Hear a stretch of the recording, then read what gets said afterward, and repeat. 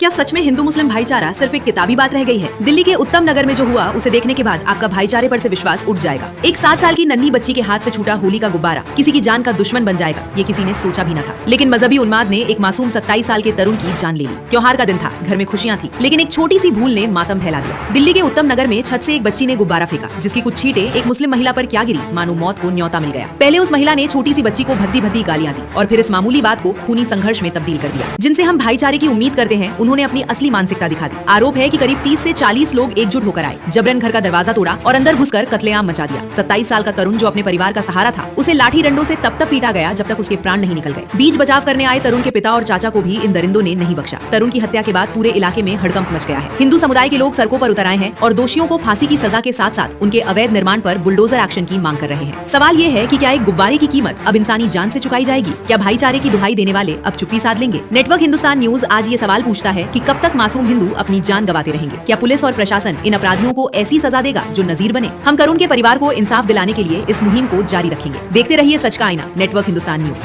तो कल को हमारे बच्चों के साथ भी हो सकता है।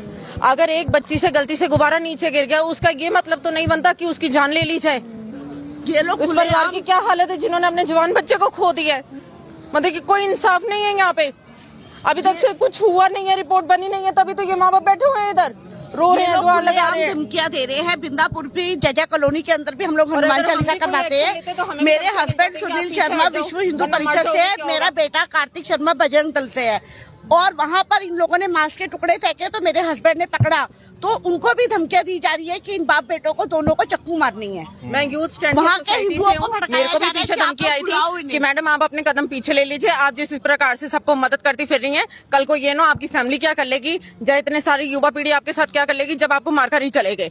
तो ये काम का तरीका हुआ कि हम अच्छे कार्य कर रहे हैं, अच्छे लोगों को हम भक्ति भाव से जोड़ रहे हैं, और आप हमें भक्ति भाव भी नहीं हमारे देश में करने दे रहे हैं। क्या हमें इतनी ज्यादा मर्यादा नहीं कि हम अपने हनुमान चालीसा का पाठ नहीं कर सकते? हम कोई भी पाठ नहीं कर सकते अपने देश के अंदर रह के?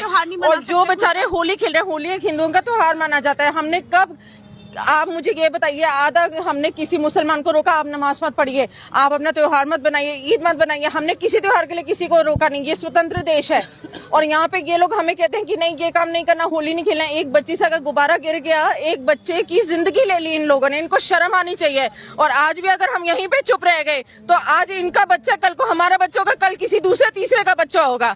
मैं चाहती हूँ एकदम से इनकी गिरफ्तारी होनी चाहिए। जितने लोग इसके अंदर इन्वॉल्व थे, इंस्टेंट गिरफ्तारी होनी चाहिए। सरकार से मेरी डिमांड है कि गिरफ्तारी की जाए इन लोगों की। बहन जी मेरा बच्चा था, मेरा मेमराज है जी। मामला तो देखिए पूरा पता लग गया है, आप क्या मांग करना चाहेंगे प्रशासन? मैं तो सर उन्हें गिरफ्तार करके उनके सजा मिलनी चाहिए। मैं यही चाहता हूँ सर, मेरे बच्चे के जान ले ले, उनको भी कड़ी से कड़ी सजा मिलनी चाहिए सर। तो अभी तक कोई अरेस्टिंग वगैरह हुई है क्या? अभी तक तो कुछ नहीं है। हम तो सर रात से यहीं पे, हमें पता नहीं है कुछ किया या नहीं किया, हमें कुछ पता भी नहीं है। उन्होंने किया नहीं, अभी तक कोई भी गिरफ्तार। क्या कह रही है? वो कह रहे हैं हम कर रहे हैं कार्रवाई, अब देखो हमें पता नहीं है सर। हम तो घर जाएंगे जब भी पता चलेगा। उसके रात से हम हॉस्पिटल में ही है, हमारे बच्चे को देख रहे हैं। वो जो लोग थे वो कहाँ के रहने वाले थे? वो पड़ोस के ही थे हमारे जी। जानते हैं आप लोग? हाँ जी हाँ जी। पुरानी कोई रंजिश वगैरह थी? पुरानी रंजिश कोई नहीं थी जी हमारी, लेकिन एक बारी क्या हुआ था, वो हमारे मतलब जीजा थे, उनके अपाहिज थे तो उधर से, तो उनके बच्चे जो है ना थोड़े उससे मतलब मजाक उजाक करके तो उन्होंने कुछ बोला तो उनकी मारपीट की थी जी। लेकिन हमने उस समय मतलब शादी का माहौल था, हमने कुछ नहीं कहा था उन्हें, तो और हम भूल भी गए थे जी, हमने को भी कुछ नहीं कहा। हमें क्या पता था कि हमारे बच्चे के साथ ऐसी रंजिश निकालेंगे। लग रहा है कि आपके एरिया में दहशत है कहीं ना कहीं। दहशत तो है ही सर, हमारे बच्चे को मार दिया उसको। गुब्बारा जब फेंका था उसके बाद मामला शांत हो गया था? शांत हो गया था जी। उसके बाद में वो बच्चा मेरा आया, यार दोस्तों के साथ होली मिल रहा खेल के आया था। उसके बाद में वो बेचारा आया अकेला था। वो 8-10 लोगों ने सरिये और रोड और लकड़ी के डंडों से मारा उसको, बच्चे को। फिर उसके वो गिर गया, उसके बाद में उसके मतलब छाती पे पत्थर पे